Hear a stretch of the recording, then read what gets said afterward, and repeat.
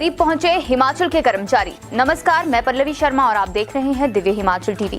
मैं आपके सामने हाजिर हूं हिमाचल आज का मुद्दा लेकर। हिमाचल प्रदेश में ओपीएस के लिए संघर्ष कर रहे कर्मचारियों के लिए राहत की एक और खबर आई है। राहत ये कि उनका संघर्ष सही राह पर है। दरअसल राजस्थान के बाद छत्तीसगढ़ में भी सरकार ने बजट में सरकारी मुलाजिमों के लिए पुरानी पेंशन का प्रावधान कर दिया है। ध्यान रहे कि महाराष्ट्र सरकार भी ओपीएस की घोषणा कर चुकी है और उम्मीद है कि शीघ्र ही वहां भी बजट में इसका प्रावधान कर दिया जाएगा। जाहिर है इन खबरों से जहां हिमाचल के एम्प्लॉयज में खुशी की लहर है, वहीं कांग्रेस शासित राज्यों में कर्मचारियों को खुश करती सरकारों को देख हिमाचल की हुकूमत को कुछ सोचना पड़ सकता है। कर्मचारियों को हम बधाई देना चाहते हैं। सेगमेंट भी हमारा कुछ वैसा ही है। पुरानी पेंशन पर बड़ी खुशखबरी। जी हाँ, बड़ी खुशखबरी आपके लिए। राजेश, बहुत संघर्ष में लगे हुए हैं एनपीएस कर्मचारी जितने भी हिमाचल के हैं। 1.5 लाख के करीब है राजेश जी। और जो भर्ती होते जा रहे हो, एड ऑन होते जा रहे हैं राजेश। बिल्कुल। एक बड़ी खुशखबरी है आज। सबसे पहले शुरुआत वहीं से कर लेते हैं। क्या खुशखबरी है, आप जरा बताइएगा दर्शकों को। बिल्कुल बिल्कुल। देखिए, जो न्यू पेंशन स्कीम के तहत जितने भी कर्मचारी हैं उनके लिए बड़ी खुशखबरी आ रही है। बड़ी खुशखबरी है कि छत्तीसगढ़ ने आज अपना बजट पेश किया है और मुख्यमंत्री भूपेश बघेल ने वहां ऐलान कर दिया है कि प्रदेश के 2,95,000 कर्मचारियों को छत्तीसगढ़ में पुरानी पेंशन बहाल उन्होंने कर दी है। ये बहुत बड़ा, बिल्कुल बहुत बड़ा ऐलान उन्होंने कर दिया है कि राजस्थान के बाद अब छत्तीसगढ़ ऐसा देश का दूसरा राज्य बन गया है जिसने कर्मचारियों की पुरानी पेंशन बहाल कर दी है। ये बहुत बड़ी एक राहत की खबर है, क्योंकि जिस तरह से बजट वो पेश किया आज उन्होंने, बजट में एक तो ये था कि उन्होंने चौथा बजट अपना पेश किया, 1,05,000 करोड़ का इन्होंने बजट लेकर जब वो सबके सामने आए तो उसमें बड़ी बात, दो चीजें बड़ी अहम लगी अग्निहोत्री जी। पहली चीज ये कि वो जो ब्रीफकेस लाए थे वो गोबर का बना हुआ ब्रीफकेस, गाय के गोबर का बना हुआ ब्रीफकेस था और उसपे उन्होंने सीधे तौर पे एक स्लोगन लिखा हुआ था, गोमय वस्ते लक्ष्मी। और एक गोबर से 10 दिन में तैयार किया हुआ ब्रीफकेस था। एक चीज बड़ी अहम थी बजट की, लक्ष्मी, बिल्कुल गाय के गोबर में लक्ष्मी का देवी जो है वो निवास करती है, बिल्कुल वास है। और सीधे तौर पे लक्ष्मी अगर कर्मचारियों के नजरिए से देखें तो उनके लिए तो बहुत राहत की खबर। बहुत उनका एनपीएस के जितने भी कर्मचारी हैं उनका आंदोलन सफल छत्तीसगढ़ में हुआ, राजस्थान में हुआ, अब बारी हिमाचल की है। हाँ, उससे पहले पर हिमाचल से पहले लगता है महाराष्ट्र का ना हो जाए, क्योंकि वहां की सरकार घोषणा कर चुकी है। बिल्कुल बड़ा राज्य है महाराष्ट्र में। धीरे धीरे राजेश परिस्थितियां वहां पे हो रहा है, परिस्थितियां कांग्रेस जो है बिल्कुल सत्ता में है। और देखिए वहां जहां पे इलेक्शन भी होने ही वाले हैं अगले साल दोनों ही राज्यों में, और उसके बाद महाराष्ट्र का भी नंबर लगेगा और वो अभी से तैयारियां कर रहे हैं। बिल्कुल बड़ी बात यह है कि कोरी घोषणा नहीं है, बजट में प्रावधान हो रहा है इस चीज का। बजट इसके लिए राजस्थान सरकार ने क्या किया, जरा वो भी बताइए जरा। बिल्कुल, देखिए घोषणा की थी कुछ ही दिन पहले बिल्कुल बजट में, हमने क्या किया। बिल्कुल राजस्थान का तो हमने पहले भी उदाहरण दिया कि राजस्थान सरकार ने बाकायदा एनपीएस की कंपनी से अपना तमाम कर्मचारियों का पैसा निकाला। वो पैसा निकाल के सरकार ने अपने पास जीपीएफ अकाउंट में डाल लिया है और हर कर्मचारी का अकाउंट वहां बन गया है। उसके लिए बाकायदा उनको एक लॉगिन आईडी दे दी गई है, ऑनलाइन कर दिया गया है, ऑनलाइन वो कर दिया गया है पूरी पारदर्शिता के साथ। अब सरकार कह रही है जब मर्जी आप इसको चेक कर लीजिए, आपका सारा पैसा कंपनी के मार्फत, कंपनी के पास से निकाल लिया है सरकार ने, वहां की अपने पास पैसा ले लिया। कर्मचारियों के लिए राहत की बहुत बड़ी खबर राजस्थान के बाद अब छत्तीसगढ़ से। जी राजेश, तो ये सामने आ गया और एक तरह से सिद्ध हो गया। बिल्कुल, एनपीएस को खत्म करके ओपीएस में लौटना कोई बड़ी रॉकेट साइंस नहीं है। बिल्कुल बिल्कुल, कुछ दिनों में, मतलब आप ये समझिए 15 दिन भी नहीं लगाए राजस्थान ने, बिल्कुल तुरंत कर दिया है राजेश, ऑनलाइन सब कुछ कर दिया है और छत्तीसगढ़ उसी राह पे चला हुआ है। बिल्कुल, क्या ये एक नई राजनीतिक चुनौती राष्ट्रीय पटल पर मिलने जा रही है वर्तमान सरकार को? क्योंकि ये मुद्दा देखिए, कर्मचारी तो हर कहीं गूंजेगा, बहुत गूंजेगा। सबसे बड़ी बात तो ये है कि जो भी कर्मचारी भविष्य में बनेगा, मतलब जो भी सरकारी नौकरी में आएगा वो एनपीएस में जाएगा। अगर आप नहीं करेंगे तो आप अपने खिलाफ जो भी सरकारें होंगी वो विरोध का साइज बड़ा करती चली जाएंगी जब तक कि ये चीज हैंडल नहीं होगी। तो बहुत बधाई हो राजेश कर्मचारियों को। अच्छा, हम अपने मैं अपने दूसरे प्रश्न पे आता हूं जो आज हिमाचल में हुआ राजेश। कर्मचारियों का रोष थम नहीं रहा है। आज आउटसोर्स कर्मचारियों ने शिमला में रंग दिखाया, जरा क्या हुआ? बिल्कुल, ये विरोध का साइज है जो आपने कहा। आउटसोर्स के तमाम कर्मचारी, क्योंकि 4 मार्च को बजट का एक तरह से इंतजार कर रहे थे, बजट में आस थी कि सरकार पॉलिसी उनके लिए बनाएगी, लेकिन एक तरह से बजट जब आया तो सरकार ने उनके लिए तो मिनिमम सैलरी डिसाइड करके इतिश्री कर ली अपनी तरह से। 10,500 रुपए नीचे कोई भी कर्मचारी अब नहीं होगा। महीने के आखिर में तमाम जो आउटसोर्स के कर्मचारी हैं उनको सैलरी स्लिप मिल जाएगी। इतना सा प्रावधान करके आउटसोर्स कर्मी सुलगे हुए अग्निहोत्री जी। आज एनपीएससी जो के कर्मचारी थे, जिस तरह से पुरानी पेंशन की बहाली को लेकर शिमला पहुंचे, ठीक उसी स्टाइल में उसी तर्ज पे प्रदेश भर के कोने कोने से आज आउटसोर्स के कर्मचारी राजधानी शिमला पहुंचे। आप ये देखिए कि पंचायत भवन से लेकर उन्होंने 103 तक पैदल मार्च वहां से शुरू किया, चौड़ा मैदान पहुंचे। चौड़ा मैदान में क्योंकि पुलिस को भनक लग गई थी तो पुलिस ने बैरिकेडिंग कर रखी थी। वही स्टाइल था जैसा एनपीएस कर्मियों को रोकने के लिए वहां हुआ। विधानसभा नहीं पहुंच पाए, लेकिन आक्रोश बिल्कुल, लेकिन बहुत बड़ी एक इनके लिए एक जो आउटसोर्स के कर्मचारी हैं इनके साथ सीटू के कार्यकर्ता भी थे। सीटू के कार्यकर्ता जब थे तो क्योंकि सीटू तो आंदोलन के लिए जाने जाते हैं, आंदोलन की पृष्ठभूमि से निकली हुई संस्था है। सीटू के कार्यकर्ता थे और सीटू के इन्होंने भी एक तरह से बैरिकेडिंग को पार करने की कोशिश की। विधानसभा में इन्होंने सरकार को घेरने की एक तरह से कोशिश की। बहुत बड़ा ये आंदोलन आज आउटसोर्स कर्मियों का भी हुआ। मसला यही था कि आप पॉलिसी क्यों नहीं इन कर्मचारियों के लिए ला रहे? 50,000 जी, क्या बड़ी बात बहुत एक जो मांग जो उठाई जा रही है, बड़ी मांग तो यही उठाई जा रही है कि आप एक पॉलिसी फ्रेम करिए। दूसरी जो इन्होंने इसमें जो मांग इन्होंने की है, इसमें यह कहा है कि कर्मचारियों को रेगुलर करिए, विभागों में मर्ज करिए, जो इनका पहले से एजेंडा इन्होंने सेट कर रखा है। तीसरी जो इनकी मांग है कि न्यूनतम जो सैलरी कर्मचारियों की सरकार ने 10,500 की है, उसको न्यूनतम 26,000 रुपए सैलरी ये सरकार से मांग रहे हैं।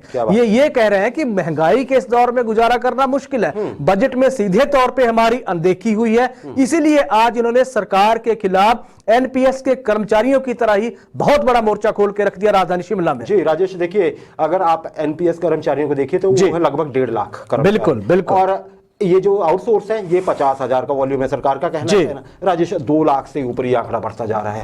हिमाचल जैसे छोटे प्रदेश में, कम जनसंख्या वाले प्रदेश में 2 लाख कर्मचारी सीधे जो अधिकारों के लिए जूझ रहे हैं। बिल्कुल, मतलब विरोध का साइज बढ़ता जा रहा है। जिक्र कर रहे थे लगातार टीजीटी अध्यापक जो है राजेश, उन्होंने भी आज नाराजगी जताई है। उनका भी जरा लगे हाथ बता ही दीजिए। बिल्कुल परेशानी थी। देखिए टीजीटी जितने भी हैं, टीजीटी अध्यापक आज इन्होंने भी सरकार के खिलाफ एक तरह से मोर्चा खोल दिया है। अध्यापकों की मांग ये है कि टीजीटी से जो प्रमोशन को लेकर इन्होंने एक तरह से मोर्चा खोल दिया अग्निहोत्री जी। इन्होंने ये कहा है कि एक तो मिडिल स्कूलों में जो हेडमास्टर के पद जो सरकार सृजित करती है, उसमें जो पदोन्नति का एक विवाद चला हुआ, प्रमोशन का विवाद कर रहा हाई स्कूल में, उसको एक तो सरकार हल करे, क्योंकि टीजीटी के लिए सीधे तौर पे एक प्रमोशन का चैनल हेडमास्टर के लिए हेडमास्टर के पद पे होता है। हाँ, लेकिन वहां पे सरकार लेक्चरर को प्रमोट कर रही है। तो वहां से ये लोग आप ये सीधे तौर पे मुखर हो गए। ये कह रहे हैं कि आप टीजीटी के लिए एक तरह से रास्ते रोक रहे हैं प्रमोशन के, क्योंकि लेक्चरर की तो एज ए प्रिंसिपल भी प्रमोशन होती है, तो इनके लिए रास्ते रुक रहे हैं। तो मुख्यमंत्री जयराम ठाकुर से मुलाकात आज इनकी हुई है, इस विसंगति को दूर करने की इन्होंने मांग उठाई है। जी, और राजेश इसको एक और नजरिए से भी देखा जा सकता है इस मांग को। देखिए बहुत से लेक्चरर ऐसे भी होते हैं जो डायरेक्ट अपॉइंट होते हैं as lecturer. Senior secondary school में वो लेक्चरर अपॉइंट होंगे। अब कल को अगर मान लीजिए वो हेडमास्टर बन जाएंगे तो वो स्कूल में चले जाएंगे, उन क्लासेस को हैंडल करने की कोशिश करेंगे जो जहां उन्होंने पढ़ाई नहीं होगी, है ना, और ना ही उन्होंने वो कभी उस तरह से काम किया जो हाई स्कूल के लेवल पे टीचर्स को करना पड़ता है, जिससे वो प्रमोट होते हैं। तो एक जायज सी मांग लगती है ये, अगर हम कहें तो टीजीटी की तरफ से। बिल्कुल, ये सीधे तौर पे बोल रहे हैं कि हेडमास्टर की पोस्ट अगर मिडिल स्कूलों में सरकार क्रिएट कर देती है तो इनके लिए एक तो प्रमोशन का चैनल भी खुल जाएगा, दूसरा ये किसी से बड़ी बात यह है कि अभी जो पद निकले हैं अग्निहोत्री जी हेडमास्टर के, जिसमें 900 कुछ पद हैं, उसके लिए 23,000 आवेदक एक तरह से हैं लिस्ट में, जो राहत मांग रहे हैं कि 23,000 की संख्या बहुत ज्यादा होती है। तो रास्ते चैनल के कहां हैं, किन परिस्थितियों में है, इसके लिए इन्होंने मोर्चा एक तरह से खोला हुआ है। ऐसा भी हो सकता है बुद्धिजीवी ये भी एक मांग उठा रहे हैं, सरकार को शायद अभी से सोच लेना चाहिए। बहुत से टीचर भी इससे सहमत होंगे कि ठीक है आप 100% हेडमास्टर्स को प्रमोट मत करिए। बहुत से शिक्षाविद ये बोल रहे हैं कि आप इसके लिए भी कोई टेस्ट रखिए जिसमें कि टीचर्स की आप तय कर दीजिए, स्कूलों में पढ़ाते होते हैं। अतीत में ऐसा हो भी चुका है राजेश, है ना, कुछ लोग लगे भी हैं ऐसे। तो जब यंग ब्लड आएगा तो देखिए योग्यता के आधार पर, जैसे कि आप नौकरी में करते हैं कि कहीं आप बैच वाइज लगाते हैं और कहीं कमीशन के थ्रू, वैसा ही एक इंटर डिपार्टमेंटल टेस्ट जो है वो टीचर्स के लिए, हेडमास्टर के लिए होना चाहिए। बिल्कुल, आज नहीं तो देर सवेर ये मांग तो उठने ही वाली है, पहले भी अतीत में हो चुका है।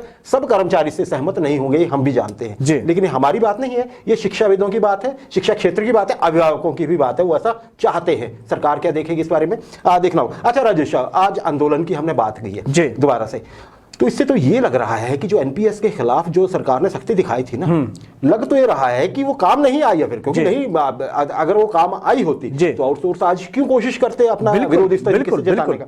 क्या कहेंगे आप? बिल्कुल सही है। देखिए एनपीएस के खिलाफ जो सरकार ने सख्ती की है या जिस तरह से उन्होंने आंदोलन अपना वापस ले लिया है एक तरह से सीधे तौर पे, क्योंकि आंदोलन हो रहा था, वो आंदोलन 2-3 कारण थे, हमने पहले भी चर्चा की थी कि क्योंकि वो बड़ी मूवमेंट ना बन जाए या हिंसक प्रदर्शन वहां ना हो जाए, इस कारण थोड़े से कदम उन्होंने पीछे खींच लिए थे।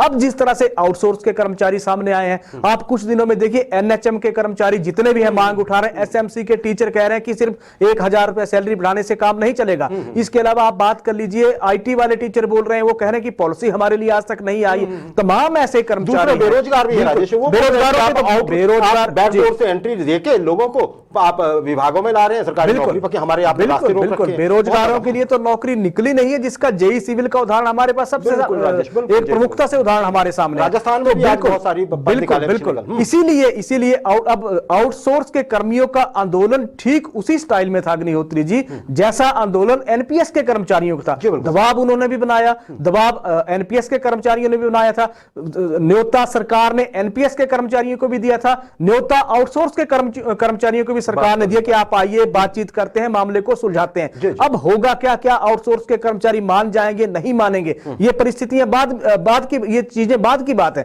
लेकिन बड़ी बात यह कि जिस तरह से हिमाचल में आंदोलन कर्मचारियों के सुलगे हैं, आज के दौर में सरकार के सामने सबसे बड़ी चुनौती आंदोलन है। अच्छा राजेश, देखिए राजस्थान ने चुपके से कर दिया, बड़ा धमाका किया। बिल्कुल।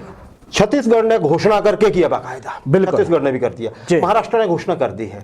हिमाचल में जो कर्मचारियों ने मांग रखी थी उस पे उनको कार्रवाई भुगतनी पड़ी। बिल्कुल। हिमाचल में क्या भविष्य देख रहे हैं आप? कुछ अगले महीनों में क्या ओपीएस हो पाएगी? हम ये ध्यान में जरूर रखें कि केंद्र सरकार की पॉलिसी नहीं है और हमारे प्रदेश में डबल इंजन सरकार है। बहुत से लोग ये कह रहे हैं कि जयराम ठाकुर साहब जो हमारे मुख्यमंत्री हैं वो करना भी चाहते होंगे, तो क्या वो कर पाएंगे? क्योंकि केंद्र से इशारा मिले बगैर ये काम थोड़ा मुश्किल होगा। बिल्कुल। क्या कहेंगे इसमें? देखिए हिमाचल को, जहां तक हिमाचल की बात है, हिमाचल ही नहीं बाकी सारे राज्यों में जितने भी एनपीएस के कर्मचारी हैं उन्होंने एक तरह से दबाव बनाया हुआ है पुरानी पेंशन की बहाली के लिए। उदाहरण आपने दे दिए, महाराष्ट्र आने वाले दिनों में करने जा रहा है, लेकिन बड़ी बिल्कुल बड़ी बात है कि कांग्रेस ने, क्योंकि आप ये देखिए चाहे पंजाब की बात हो, उत्तराखंड की बात हो, उत्तर प्रदेश की बात हो, कांग्रेस ने तो अपने इलेक्शन मैनिफेस्टो में एक तरह से इस चीज का ऐलान कर दिया है कि हम कर्मचारियों के लिए पुरानी पेंशन की बहाली करने जा रहे हैं और उन्होंने करके भी दिखाया है। भाजपा के सामने चुनौती वही है, केंद्र वर्सेस स्टेट जिस तरह का माहौल चला हुआ है। लेकिन बड़ी बात है क्योंकि परिस्थितियां, प्रदेश की परिस्थितियों में जिस तरह के आंदोलन उपजे हैं, प्रदेश सरकार जूझ रही है। अब प्रदेश सरकार केंद्र से बातचीत करके इस समस्या का आपस में मिल बैठ के दोनों जब समाधान निकालेंगे तो, क्योंकि देर सवेर होगा, जिस तरह का आंदोलन चलेगा देर सवेर सरकारों को करना पड़ेगा। आप ये देखिए कि जब देश के जब अधिकतर राज्य कर देंगे तो कितने राज्य होंगे जो इस चीज को, जहां ये मांग नहीं उठेगी, जहां ये मांग नहीं उठेगी। मांग सब जगह उठेगी, सब जगह उठ रही है, सभी सरकारों को करना होगा। पहल राजस्थान ने कर दी है, अब आगे आगे कौन आता है ये देखने वाली बात है। जी राजेश, बिल्कुल सही बात है। और देखिए मोरल, इसलिए मोरल मैं ये कहूंगा इसलिए भी बढ़ा हुआ है कि वो बोलते हैं कि जनप्रतिनिधि तो वही पुरानी पेंशन ले रहे हैं, वही कमेटी जो बन रही है, सरकार जिन्होंने ये फैसला लेना है कि एनपीएस के बजाय ओपीएस होनी चाहिए, नहीं, उस कमेटी के जो मेंबर्स हैं वो ओपीएस के लाभ ले रहे हैं। तो थोड़ा सा पैराडॉक्स भी है, थोड़ा सा आप देखते हैं कर्मचारी जिस पे या आम आदमी भी जिस पे मजाक करने लग पड़ा है। राजेश, एक और सवाल, मेरा अंतिम सवाल है सेगमेंट का। देखिए बजट में कई कर्मचारी निराश होंगे, लेकिन कई कर्मचारियों के लिए खुशी भी आई है। बिल्कुल सरकार ने बजट में प्रावधान, अब उनमें से ही एक है, जब जैसे गोधन के विषय में कहा था, गोवंश के विषय में कहा था मुख्यमंत्री ने कि हम इसके पालन पोषण के लिए बढ़ावा अगर देंगे। उन्होंने मतलब गौशालाओं के लिए भी 200 रुपया है ना प्रति गोवंश जो है वो बढ़ाया, और साथ ही साथ उन्होंने उस टाइम घोषणा भी की कि पंचायत वेटरनरी सहायक जो है उनको योग्यता अनुसार हम मर्ज कर देंगे डिपार्टमेंट में। राजेश, अब सवाल ये पूछने लगे हैं वो लोग कि होगा कब? सच में ये बड़ा सवाल है, सभी यही पूछ रहे हैं कि जो मंत्रिमंडल, जो हमारे इसमें बजट में प्रावधान है, जाहिर है इस पर चर्चा चली है, उस सेगमेंट पे भी हम आएंगे, उसके बाद ये मंजूरी मिलेगी इसको और ये लागू हो जाएंगे। तो यही है कि जैसे आज वो बड़ी क्वेरी आई है, ये पंचायत वेटरनरी सहायक जो है कि उनको कब मर्ज किया जा रहा है, और साथ में उन्होंने एक और चीज भी पूछी जा रही है कि क्या पंचायत वेटनरी सहायकों को जब विभाग में लिया जाएगा, मर्ज किया जाएगा, तो R&P रूल्स भी बदले जाएंगे जी। अगर नहीं बदलेंगे तो कहीं फिर वही ना हो जो कि बार बार करना पड़ता है कर्मचारियों को हक लेने के लिए। ये अच्छा राजेश, क्या कहेंगे इस पे आप? बिल्कुल सही है। देखिए, R&P रूल से शुरुआत करते हैं। R&P रूल, जब कोई कर्मचारी विभाग में जब मर्ज हो जाएगा तो नियम तो विभाग के ही चलेंगे उसमें, क्योंकि इन कर्मचारियों की योग्यता देख ली गई है, इनकी डॉक्यूमेंटेशन जितनी भी हो गई थी उसकी फाइल बाकायदा कार्मिक वित्त विभाग के बाद से सरकार के पास, फिर वापस जो है वो विभाग के पास आई है। तो तमाम प्रक्रिया पूरी हो गई है। पहली चीज तो ये, मुख्यमंत्री बोल चुके हैं, बिल्कुल सीएम बोल चुके हैं। दूसरी चीज, क्योंकि बजट पहली अप्रैल से प्रभावी होगा हिमाचल का, इसलिए इनकी जो प्रक्रिया है ये अप्रैल महीने से शुरू हुई है, उसके मार्च में नहीं होगी, अप्रैल से अगले वाले दौर में ही ये प्रक्रिया शुरू होगी, क्योंकि बजट में अगर ये चीजें इनकी आई हैं तो बजट जब लागू होगा, प्रभावी होगा, तभी इनके नियमितीकरण की प्रक्रिया एक तरह से शुरू होगी। उससे पहले 31 मार्च से पहले ये प्रक्रिया शुरू होने वाली नहीं है। तो कर्मचारियों को इनको थोड़ा सा, क्योंकि इतना जब लंबा वक्त काट लिया, 5 साल आपकी बात सुन ली है, सुन ली है सरकार ने, सुन ली है, बातें मान ली है। 1000 के करीब ये कर्मचारी हैं, 850 के बिल्कुल, अभी क्योंकि 31 मार्च को कुछ और जुड़ जाएंगे, तो ये सीधे तौर पे बिल्कुल 1000 के करीब इनका आंकड़ा बनता है। तो ये कर्मचारी अब राहत के इंतजार में थे, वो राहत मिल गई है, अप्रैल से शुरू हो जाएगा। जी, वही एक बार फिर से स्पष्ट कर दिया आपने राजेश, हमारे सभी दर्शकों के लिए जिनकी क्वेरी आ रही है। बजट के जो प्रावधान है वो बजट 31 मार्च के बाद ही लागू होंगे, बिल्कुल। और कभी कुछ मंत्रिमंडल की बैठकों में ये फैसले ले लिए जाएंगे कि इसको कर दिया, नोटिफिकेशन निकल दी जाएगी विभाग के अनुसार। तो धैर्य रखें, सरकार करेगी।